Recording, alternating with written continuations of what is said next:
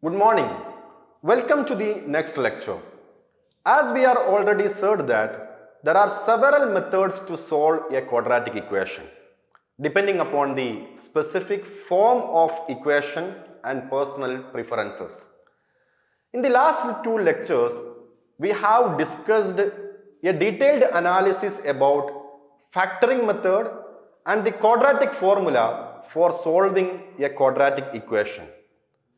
See, what we do with the quadratic equation that is not factorable and cannot be solved by extracting a square root. See here, one option here is to change the quadratic equation into a perfect square trinomial by using the procedure which we are generally called a method of completing squares. And this method can be used to write the quadratic expression in alternative form.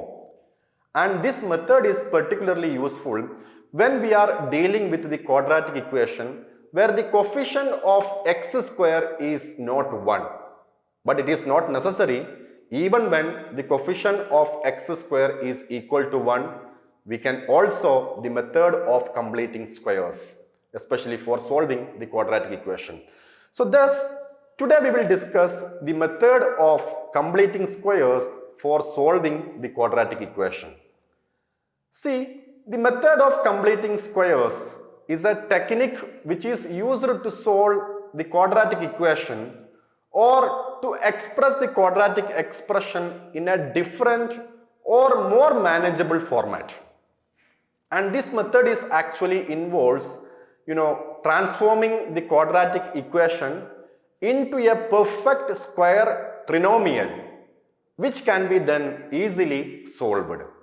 So this method is useful when factoring is not immediately possible, or this method is suitable when we are dealing with the quadratic equation that are not easily factored, or when we want to find out the vertex of parabola, or it is vertex of a quadratic equation, that is the highest and lowest value of a parabola. That means the maximum or minimum value of a quadratic function. So at that particular point of time, we are generally using the method of completing squares. So here we are using either the quadratic formula cannot be factored out, or if we want to find out the vertex of a parabola. So in these two situations, we are generally using the method of completing squares, especially for finding the solution to a quadratic equation. Now let us consider one example. We will discuss the stepwise procedure how to solve the quadratic equation by using the method of completing squares. See, we have given function or equation which is equal to f of x is equal to x square minus 4x plus 3. See here, the first step here, we want to set the equation, this particular equation equal to 0. So I am putting here the equation equal to 0 if the function is lax, because here there is no 0, so I am here putting the equation is equal to 0. So it will become x square minus 4x plus 3 is equal to 0. Then I want to subtract the constant term from the both side. See here, the constant term, here it is plus 3, so I am subtracting it is minus 3 from both sides, so it will become plus 3 will be cancelled out, so here it is minus 3. So it is x square minus 4x which is equal to minus 3.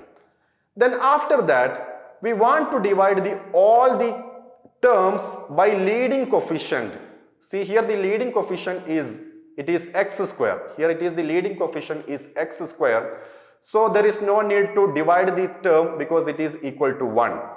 But the next step, what we want to do, we want to take the middle of the term, that is b term. So the b term from the ax square plus bx plus c formula and divide by 2 and then completely square it. So we have a term we are going to introduce here, that is b by 2 whole square. B by 2 whole square. In the both side of the equation we are going to add.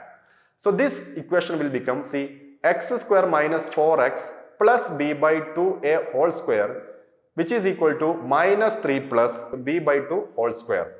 So it will become, see, what is b here? It is 4. So we are substituting here b is equal to 4 by 2 whole square in the both side. We are substituting here. Then if you go for simplifying it, then it will become, see, 4 divided by 2 which is equal to 2, 2 square which is equal to 4. So it will become, see, x square minus 4x plus 4 by 2 whole square which will become 4, which is equal to minus 3 plus again 4 by 2 whole square, that is 4 by 2 which is 2, 2 square which is equal to 4. Now we have the term that is x square minus 4x plus 4 is equal to minus 3 plus 4. So here this is a complete term. We have a square term, complete term. So we can take here this particular term, see, perfect square, because this left side is the perfect square. So we can take the square root of both terms. See here, x square minus 4x plus 4, we can write it is x minus 2 whole square. We can write it is x minus 2 whole square because it is in the format of a minus b whole square. Then minus 3 plus 4 which is equal to 1. So now in this step, see, both the left side we have a perfect square term. We will take the square root of the both side, then it will become, see, the under root x minus 2 whole square which is equal to under root 1. We are putting here plus or minus sign. So if you remove the root here, then it will become x minus 2 which is equal to plus or minus under root 1. Now we can solve for x, then it will become, see, x is equal to 2 plus or minus 1. Taking both sides, we are going to add plus 2, then it will become, see, x is equal to 2 plus or minus under root 1 which is equal to 1. So here x is equal to 2 plus 1 which is equal to 3, or 2 minus 1 which is equal to 1. So x is here, it is 1 or 3. So this is the simple method for completing squares, especially while we have a quadratic equation. Okay, so x is here 2 minus 1 which is equal to 1, and x is equal to 2 plus 1 which is equal to 3. So x is here 1 or 3. Now we have another question, that is f of x is equal to x square minus 6x plus 7. We want to solve this equation by using the method of completing squares. So first we are making the equation setting into equal to 0. So we are putting here equal sign and putting 0. Then after that, see, we are going to take the, again, leading coefficient is equal to 1. So we are not going to consider here. So here, then we are going to take the constant term into the right side. So for that, we are going to subtract 7 from the both side. Then it will become, see, plus 7 will be cancelled out. It will be minus 7. So x square minus 6x which is equal to minus 7. Now, see, we are going to introduce b by 2 whole square. We are going to add b by 2 whole square in the both side of the equation. So I am putting here plus b by 2 whole square in the both side of the equation. So here what is b? Which is equal to 6. So we are putting here, see, b is equal to 6 divided by 2 which is equal to 3, 3 square which is equal to 9. So this equation will become, see, x square minus 6x. So here 6 divided by 2 which is 3 whole square which is equal to 3 square which is equal to 9, minus 7 plus again here 6 by 2 which is 3 square which is 9. So now we can simplify this term, that is x square minus 6x plus 9 which is equal to minus 7 plus 9 which is equal to 2. Now we have a complete term here. We will solve it. We will go for simplify this particular equation again. See, x square minus 6x plus 9. It is a complete square term. It is the expansion form of x minus 3 whole square. It is a minus b whole square term. So x minus 3 whole square which is equal to x square minus 6x plus 9 which is equal to 2. Now see here in the left side we have a perfect square. We can take the square root of the both side. So this equation will become c square under root of x minus 3 whole square which is equal to under root 2. So if you go for removing the root here, then it will become x minus 3 which is equal to, it is plus or minus 2, plus or minus 2. So now I am solving for x. We want to add 3 in the both side of the equation. So x is equal to 3 plus or minus under root. So here x is equal to 3 plus under root 2 or x is equal to 3 minus root 2. So this is the solution for the given equation, that is x square minus 6x plus 7 by using the method of completing squares. Now let us consider another example. It is little bit different because here the coefficient of x square is not equal to 1. It is equal to 3. So this is the one of the how this equation is differ from the earlier examples. The first step what we want to do, we want to equate with 0 because here it is not given the 0. So we are putting here it is 0. Then divide the entire term by the leading coefficient. See here the leading coefficient of x square, it is equal to 3. So here we divide the all terms by leading coefficient. When we complete the square term, we do not want any number other than 1 in front of the first term. So it should be 1. So in order to remove this 3x square, here 3, we will divide the entire term by using 3. So divide the both side of the equation by using 3. Then it will become x square minus 5 by 3x plus 2 by 3, which is equal to 0 by 3.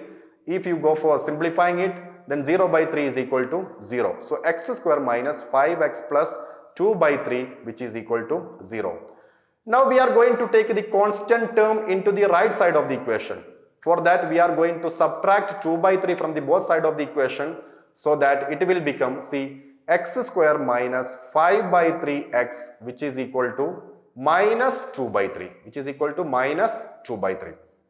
Now see here, we will going to introduce b by 2 whole square term. We are going to introduce b by 2 whole square term. So we are going to add b by 2 whole square term in the both side of the equation here. So this equation will become x square minus 5 divided by 3x plus b by 2 whole square equal to, again in the right hand side of the equation we are again going to add b by 2 whole square term. So what is b here? It is 5 by 3. So I am substituting the value of b is equal to 5 by 3 divided by 2 whole square. In the both side of the equation I am substituting the b is equal to 5 by 3. Now we want to simplify this particular term. See, 5 by 3 divided by 2. By using the cross multiplication I can write it. It is 5 by 3 into 1 by 2.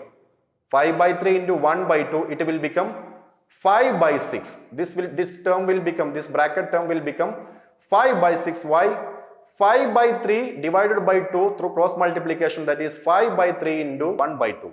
So it is 5 divided by 6 whole square. We are correcting in the both side of the equation.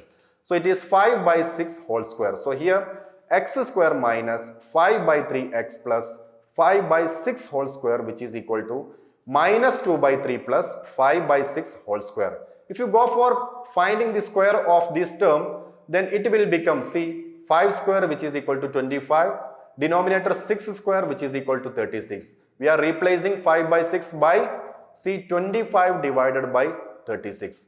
See here we have a complete term. In this particular term we have a complete term also here. So we will solve it. See, we can write this term as x minus 5 by 6 whole square. If you expand it is in the form of a minus b whole square. So it is a square minus 2ab plus b square. So this will become, x minus 5 by 6 square will become x square minus 5 by 3x plus 25 divided by 36. So we are simplifying and we are writing the complete term, square term. What is remaining here? Minus 2 by 3 plus 25 divided by 36. Now see, in the right hand side of the equation, see we have different denominator. So we are going to take a common denominator in the right hand side of the equation. See, we are multiplying and dividing by using 12, so that the first term by 12, so it will become a denominator will become 36. So I am taking the common denominator on the right hand side of the equation by multiplying and dividing by 12, then it will become minus 2 by 3 into 12 divided by 12 plus 25 divided by 36. So it will become 2 into 12, which is equal to 24. Here it is minus, so I am putting here minus sign. 3 into 12, which is 36. Here also 36. We have a common denominator, so we have a 36 here. So the entire term will become x minus 5 by 6 whole square, which is equal to minus 24 plus 25 divided by 36. Now again we are going to solve this minus 24 plus 25. It will become 1 divided by what is remaining here, it is 36. Now we have a complete term on the left side, it is a perfect square term. We can take the square root of the both term, both side of the equation. So it will become, see, under root of x minus 5 by 6 whole square, which is equal to under root 1 by 36, 1 by 36. We can remove this root, see, it will become x minus 5 by 6, then under root, see, 1 by 36. Here we are putting the plus or minus sign. So it will become, see, under root 1 by 36 will become the root of 1, which is equal to 1, the root of 36, which is equal to 6. So it will become x minus 5 by 6, which is equal to plus or minus it is 1 by 6. Now I am going to isolate the variable x here. For that I want to add 5 by 6 in the both side of the equation. So if you add the 5 by 6 in the both side of the equation, the left side 5 by 6 will be cancelled out. What is remaining? X is equal to 5 by 6 plus or minus 1 by 6. So of course we can simplify it because here we have a common denominator, that is 6 in the both terms. So it will become, see, x is equal to 5 minus 1 by 6, or we have a 5 plus 1, 5 divided by 6, 1 by 6. So it will become 5 divided by 6 minus 1 by 6, which is equal to 4 divided by 6, which is equal to 2 by 3. Similarly, we have x is equal to 5 divided by 6 plus 1 by 6, that will become 5 plus 1, which is equal to 6 divided by 6, which is equal to 1. So this is the solution for this particular quadratic equation by using the method of completing squares. See, the x is equal to 2 by 3 and x is equal to 1. Now consider the same model example here as well. The function f of x is equal to, which is given by 9x square minus 12x plus 9. What is our first step? We want to set the equation equal to 0. See here, we are putting 9x square minus 12x plus 9, which is equal to 0. Now see here, we want to divide the entire term with the leading coefficient, which is equal to 9, because we want here only one term. See, we do not want to have any number other than 1 in front of the first term. So we want to divide here the entire equation by using 9, so that we can remove this coefficient and the coefficient of x square will become 1. So we are dividing here the entire term, see, both sides of the equation by using 9, then the equation will become, see, 9 will be cancelled out. So here it will become x square minus 12 divided by 9x plus 1 because it is 9 divided by 9, because of that we have 1 is equal to 0 divided by 9. 0 divided by 9, of course it is equal to 0. So what is the equation here remaining?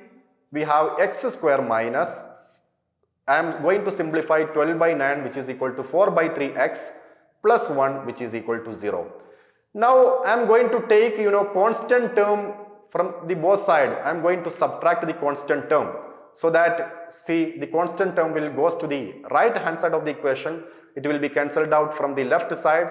So it will become, see, x square minus 4 by 3x, which is equal to minus 1.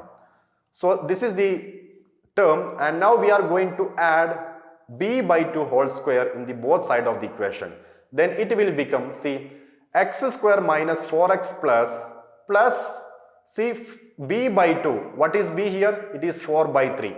So I am putting b is equal to 4 by 3 divided by 2 whole square, which is equal to minus 1, plus again here b by 2 whole square, which is equal to 4 by 3 divided by 2 whole square in the right hand side of the equation as well. Now we can go for simplifying it. See, 4 by 3 whole divided by 2, which we can write through cross multiplication, that is 4 by 3 into 1 by 2.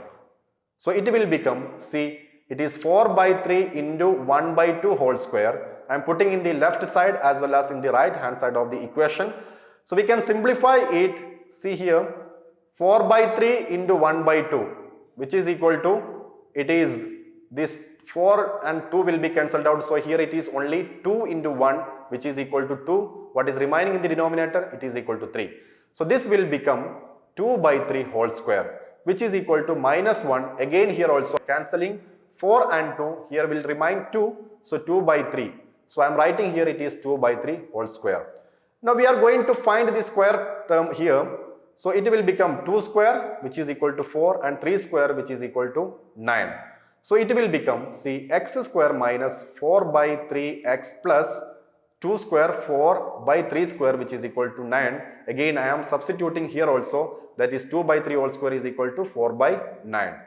Now see, we have a complete square term here. We have a complete square term here.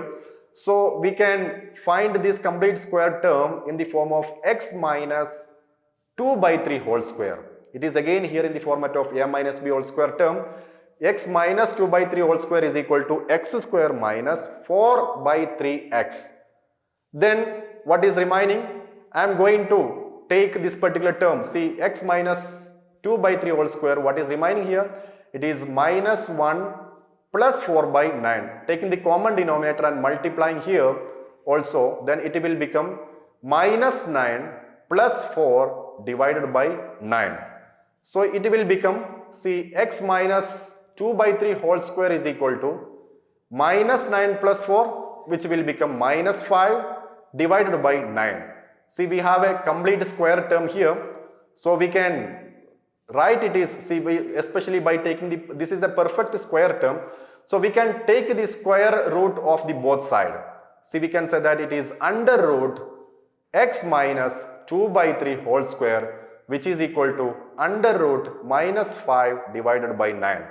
So if you remove the under root here, then what is remaining here?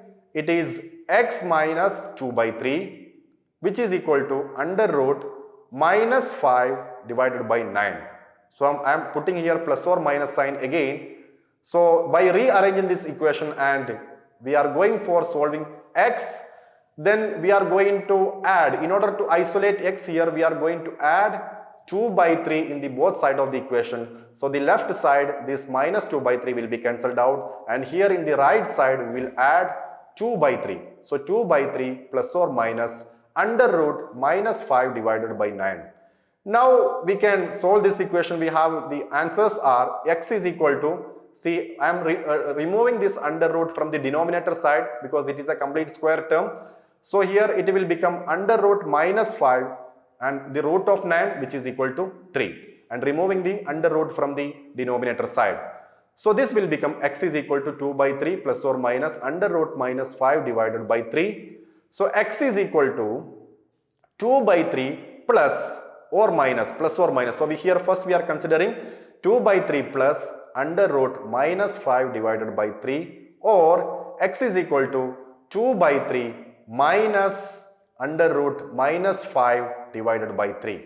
So this is the solution here, and this solution is generally considered as a complex solution, and in some cases, solution may involve these complex numbers. This is nothing but is an example of a complex number, especially if the perfect square on the left side result in the negative number. Then in this case, the square root of the negative number yield a complex solution as well. So this is the result of, or the solution for the variable x, and by using the method of completing squares. So let me conclude here. Today we have discussed how to solve the quadratic equation by using the method of completing squares. I hope it was clear to you. In the next lecture, we will discuss how to sketch or how to draw the graph of a quadratic equation. We will see in the next lecture. Thank you.